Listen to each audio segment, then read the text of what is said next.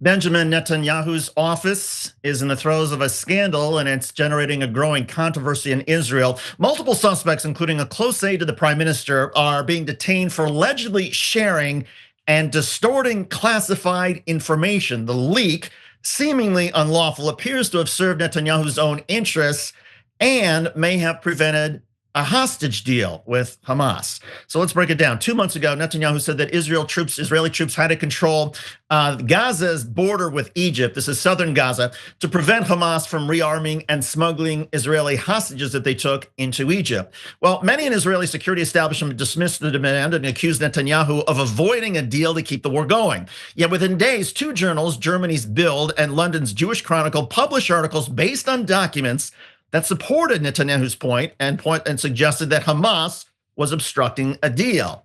The reports centered on three documents. The first was Netanyahu presented the first in early September, the day after Hamas killed 6 Israeli hostages. Netanyahu said it was the outline of Hamas's strategy to use psychological warfare against the Israeli public.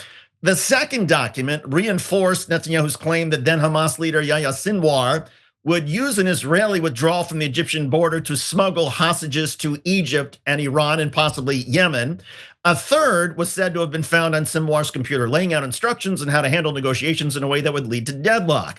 Netanyahu referred to the document at a cabinet meeting after its publication and said, it reveals Hamas's plans to wage war until further notice, until Israel is defeated. Well, the validity of the reports based on these documents was almost immediately questioned, and it appears that some of the so-called evidence had been distorted. According to an Israeli newspaper, Israeli intelligence doesn't know who wrote the first document, which doesn't match the handwriting of any senior Hamas leader. The document allegedly from Sinwar had been manipulated to present Hamas's stand as more hawkish than it was, and was likely written by mid-level officials rather than Hamas leadership. The reports actually triggered a rare investigation accusing Israeli officials, including a Netanyahu aide, of leaking classified documents and exaggerating their significance. Until now, a judicial gag order had prevented most of the details, though, from being released. The judge in the case partially lifted the order on Friday, revealing a joint investigation by the Shin Bet, the Israeli police, and the IDF concerning a suspected breach of security involving the illegal distribution of classified information. A court order made public on Sunday said that information taken from Israel's military systems and illegally issued may have damaged Israel's ability to free hostages held by Hamas in Gaza. And it may have put Israeli intelligence sources in danger as well. 4 suspects were initially arrested for taking the intelligence and leaking it to the media, and 1 was released on Sunday. 2 of the 3 suspects are still in custody. They are defense intelligence and intelligence officials. The third is named Eli Feldstein, who served as an aide in the prime minister's office. Feldstein began working there a few days after the October 7th massacre, but actually failed a Shin Bet background and security check. Nonetheless, Feldstein took on the role of Bibi's spokesperson and was responsible for media relations along with some other folks. He was in Netanyahu's close circle and even attended classified meetings with Netanyahu. Of course, Netanyahu's office denies there have been any leaks. They say the investigation is part of a deep state witch hunt aimed at undermining him. Sounds familiar, right? Well, but Netanyahu's opponents in the Israeli government disagree. Opposition leader Yair Lapid on Sunday accused the prime minister's office of leaking fake secret documents to torpedo the possibility of a hostage deal to shape a public opinion, influence opposition against the hostages' families. They said it implied an active campaign to discredit them. The families of the hostage families said this implied an active campaign to discredit them, and the hostage families called it a moral low that has no depth. This is a fatal injury to the remnants of trust between the government and its citizens. The hostage families are calling the scandal one of the biggest deceptions in the history of Israel's government. Cenk? I'm a little confused by this. I want to ask you a question, David, because to me, leaking questionable intelligence is, I would say, Israel 101, but really any country, US 101, whenever the government wants to prove something. You know, whenever it's something that's against the government, America chases you to the end of the earth. Edward Snowden's still in Russia because he leaked things that were true and actually helped us make the correct decisions. But when government officials leak, there's no consequences at all. And questionable intelligence, that's what IDF puts out every other day. So what's going on here? Why is there a rebellion here within the Israeli government over this particular document? Well, Cenk, it's being described as, remember before in the run up to the Gulf War, when there was Condoleezza Rice and Colin Powell and others talking about, well, we don't want the smoking gun to be in the form of a mushroom cloud.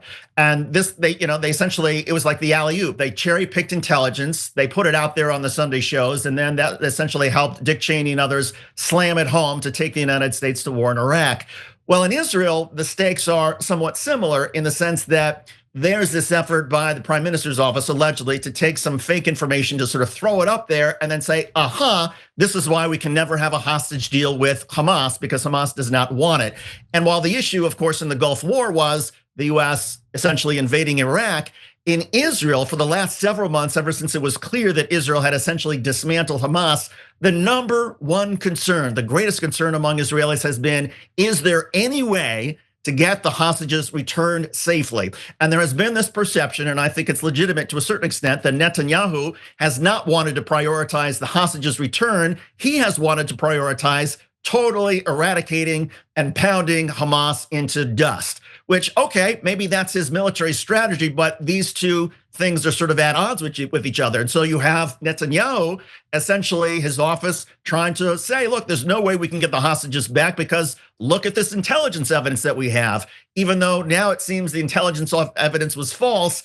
And it makes a lot of Israelis, and particularly opposition leaders in Israel, of which there are many, wonder, well, has Netanyahu been deliberately sandbagging? The greatest concern that exists in Israel is that polls overwhelmingly show most Israelis, they would take a deal now, they would have taken a deal 6 months ago to end the war if they could have the hostages back. Netanyahu knows the polling, and what he's essentially been caught doing is trying to essentially manipulate the public to make it seem like, oh, there was no possible way that we could get the hostages back, so let's just continue bombing Hamas, when some of the information he was using was not only perhaps cherry-picked, but was simply wrong. Yeah, I guess I'm surprised that people in Israel don't already universally know that Netanyahu has no interest in getting the hostages back. He's scuttled every peace deal himself. The Hamas agreed to a peace deal back in July 2nd, and then Netanyahu changed the terms. So, there's tape from the IDF entering Syria over the weekend. And so I'm wondering, last thing on this, is there a split in the Israeli government now where the real issue is get the hostages back, do a ceasefire, withdraw from Gaza and Lebanon, and call it a day? That's one camp. And the other camp is, no, we don't care that we killed every leader of Hamas and Hezbollah. We want to take northern Gaza and maybe southern Lebanon. And so we're gonna throw the hostages under the bus. We're not doing any peace deal. We're just gonna keep going. That to me is clearly the Netanyahu camp. Is there that other camp? Is there any chance that that camp that says let's wrap this up and get the hostages back wins? I don't even know how they would win. There is a chance, Cenk, if the hostages, some of them come back, and based on the information that they provide about where they were kept and what conditions they were kept and by whom, if it turns out that it might have been easier for Israel to get the hostages back a few months ago than it has seemed so far, that would be devastating to Netanyahu. It would probably bring down his government, his premiership, because if it does turn out that Netanyahu could have gotten more of these hostages back and took active steps to block it, that would bring down his government. Likewise, Netanyahu is also getting pressure from the right, because there are some people who are even more hardline than him, who, for example, with Iran, are disappointed that Netanyahu's military, that the Israeli military didn't go and bomb Iranian nuclear sites and oil facilities. And Netanyahu's position of only attacking some of the missiles and the air defense systems did not make them happy. So in the weirdness of Israeli politics, we have a variety of coalitions that can also essentially gang up together to bring down a government. Netanyahu's getting it from both sides. But I think the threat from the left and from the center of Netanyahu bypassing opportunities to get the hostages, that's the more serious threat to bring down his government. And look, I have my own sort of criticism of Netanyahu, and I would love to find out if the hostages could somehow get out. Okay, exactly where were they kept? What were the conditions? What were the possibilities? What did the hostages know?